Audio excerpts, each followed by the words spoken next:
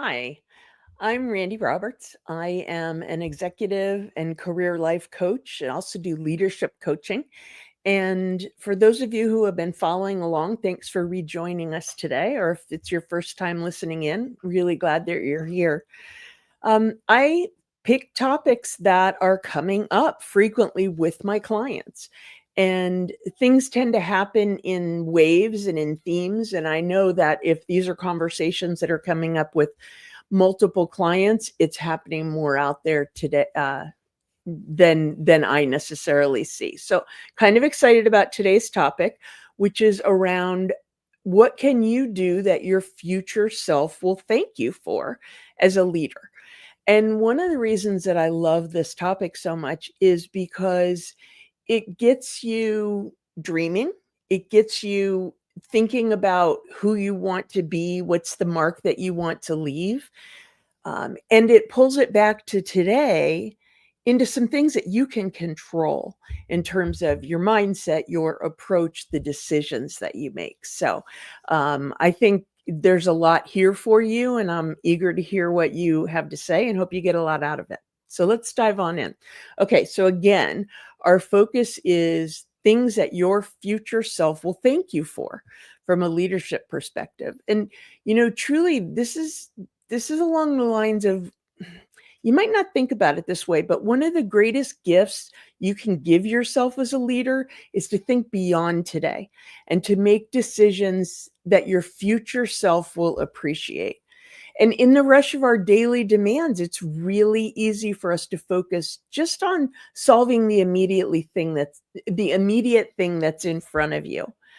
But leaders who are very purposeful and want to make a real impact deliberately carve out time to act with that long view in mind.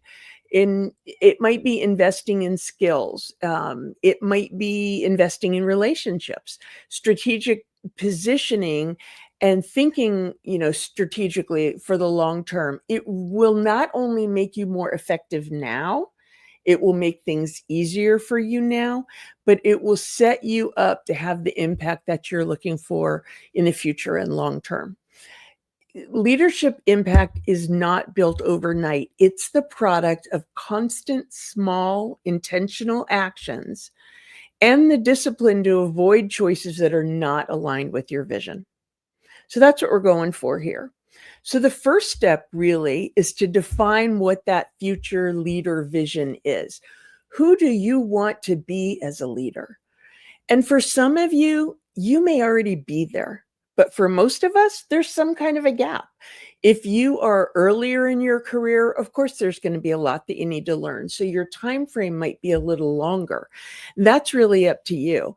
But what we're focusing on is getting some clarity on who that leader is. And you get to decide how far in the future you're shooting for. But think about this clarity as sort of your leadership North Star. It's your personal vision of the kind of leader you want to be. Again, it might be 3 years, it might be 5 years, it might be 10 years, it might be today. But this vision should really reflect your values, the impact that you want to have, and the reputation that you want to earn.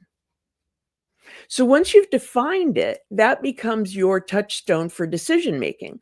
When you're faced with different choices, you can ask, does this move me closer to that vision, or is that not aligned? You can almost use it as a filter through which you can make those decisions. And just pausing to ask that question really helps keep you aligned, helps you focus your energy where you want it to be, and keeps you from getting trapped in reactive and just short-term thinking. There's moments that you can't help that, but over time, it's going to take you away from where you want to be. So to start clarifying that vision of yourself as a future leader, there's a couple questions that you can ask yourself.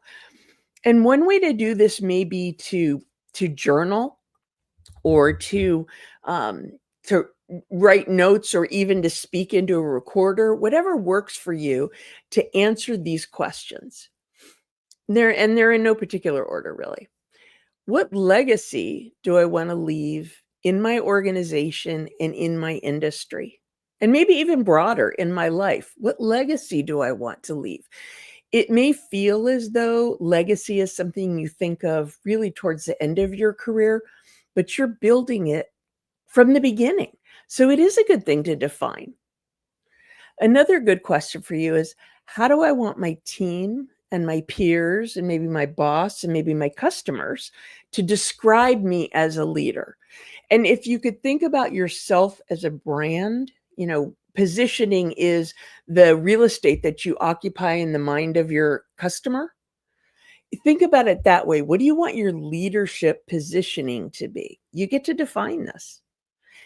And if you don't define it, you might be doing something that's accidental. So it's worth doing some thinking around that one. Another great question to ask yourself: what specific skills, behaviors, and mindsets do I need to strengthen to reach that vision? And this one may require a little bit of soul searching.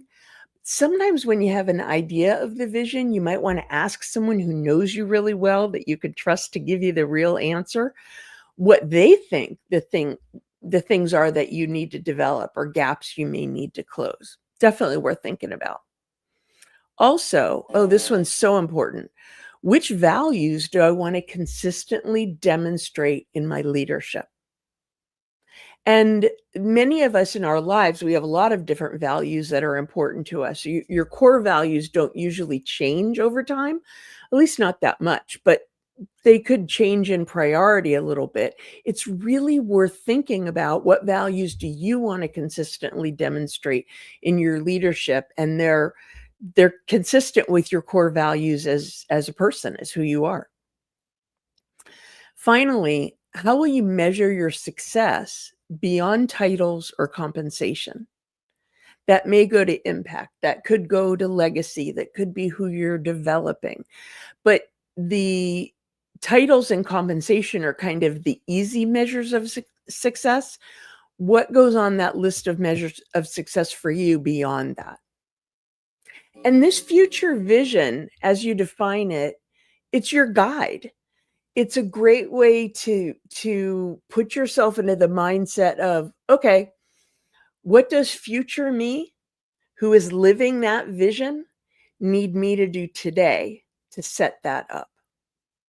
And in that way, you can sort of shift between the short term and the long term, but it's within your control. Okay, so some things, we're going to talk a little bit about short-term focus and long-term focus in terms of the benefits of this. Some things that you can find that your future self will thank you for. In the short term, building key relationships now. Investing in trusted relationships, investing in building that credibility with others before you need it, before you need to ask for something, before you need something from others. And you're also setting yourself up to be that person that's there for others. Another aspect of short-term focus, something that you'll thank yourself for, is clarifying expectations in every project, in every assignment, whether you're receiving something from your boss, from a group that you serve on, or you're making requests of others. Clarifying expectations is something that will make your life so much easier, and future you that's delivering on that request will thank you immensely. Think about a time when you have taken on something, or more likely what may come to mind is you've given an assignment to someone and the expectations weren't clear. It didn't end up where you wanted it to go. So make sure you're setting that up from the front. Another thing that we often don't think about is, if you're building um, some sort of recommendation, some sort of plan to be delivered to a board for approval or whatever that looks like, document your decisions and rationale. Future you will appreciate that you took a little bit of time to do that, so that you're not having to recreate that rationale later. You won't have to reconstruct your reasoning because you'll be documenting it from the front. And that doesn't mean write a novel. It just means make some notes for yourself on what was your rationale. What were the data points that you found that support the recommendation that you're making? Another thing that future you will thank yourself for today is if you're very intentional with how you delegate. Another thing that future you will thank you for is if you're very intentional about how you delegate. You can really free yourself up to focus on the bigger issues, the more strategic issues, the higher value work that only you can be doing. And it's so good for those around you in terms of their own development. If you never step aside, no one else ever gets to step up. So it's really, really worth doing. And again, if you are looking long term, it helps build your legacy as someone that gives people opportunities and develops them. Another thing that future you will thank you for today is if you avoid overcommitting. If you have the discipline to say no to things that dilute your impact or aren't consistent with your vision, your future you will absolutely thank you. If you take those things on, that's exactly it's going to, dilute your impact, and it's going to chip away at the clarity of the vision you have for your future leadership. Okay, let's think about some long-term things. Some things you can do today that future you will thank you for. This one might be 3 or 5 years out. Expanding your strategic thinking skills. Everything you can do to throw yourself into that strategic thought, that long-term focus, the more you develop your ability to see that bigger picture, anticipate change, get ahead of what's coming in your industry and your market, that is gonna serve you so well in the future because you're gonna be flexing a muscle that you are going to need. Another thing that future you will thank you for is if you cultivate a deep leadership bench. Developing others may be fun for you, so you get real, satisfaction out of that, but it is so good for your business because you're building that succession plan that all leaders need. You've got a capable team that's ready to step up and sustain that success. If you're not cultivating a deep leadership bench, it really creates some risks for your organization, and you might want to take a look at why that's happening. A lot of times, leaders that I have worked with, if they're not creating that leadership bench, it almost comes down to insecurity. They're afraid that they may not be needed. How can things operate if it's not surrounding them? So you want to think a lot about that because it is good for the people around you and it's really good for your organization. You also want to invest in your network. Long term, in the future, you rather is going to thank you so much for investing in your network because that's when you're going to need it. But it has to start now. You have to think about your network almost as a living and breathing organism that needs a little bit of care and feeding. You can start slow, but just that consistent action to keep in touch with people, to comment on people's um, accomplishments and things that they could be recognized for. It's little ways, and it may be bigger things. Just today, I was reading about some clinical data that came out. Somebody that I used to work with is chief medical officer at a big company. His organization came out with some really important data on a therapeutic area that's of interest to me. I sent him a message and congratulated him and told him I thought it was really exciting.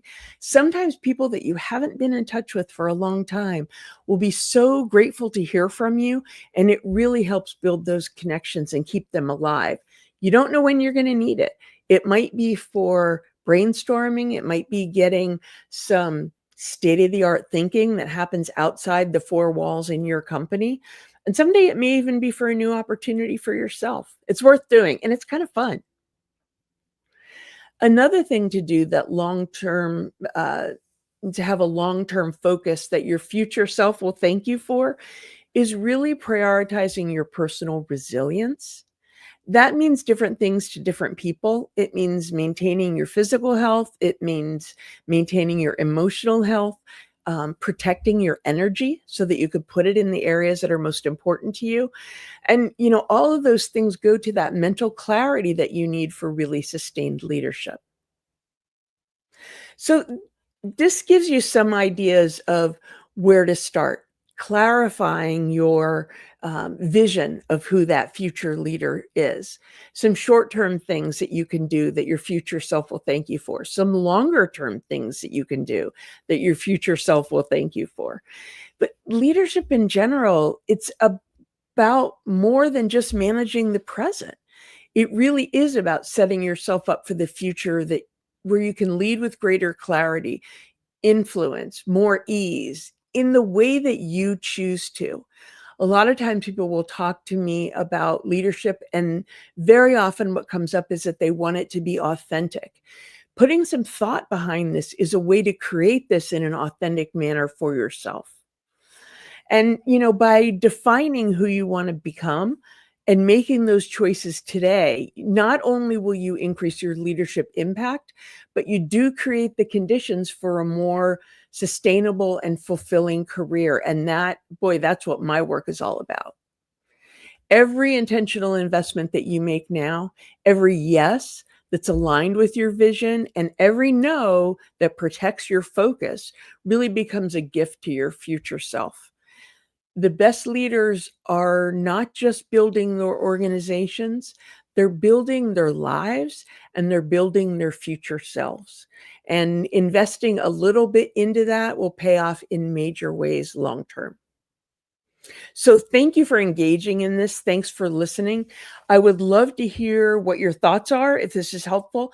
I would really love to hear what you think I've missed, because together we can add to this and make it even more valuable for more leaders. Thanks so much.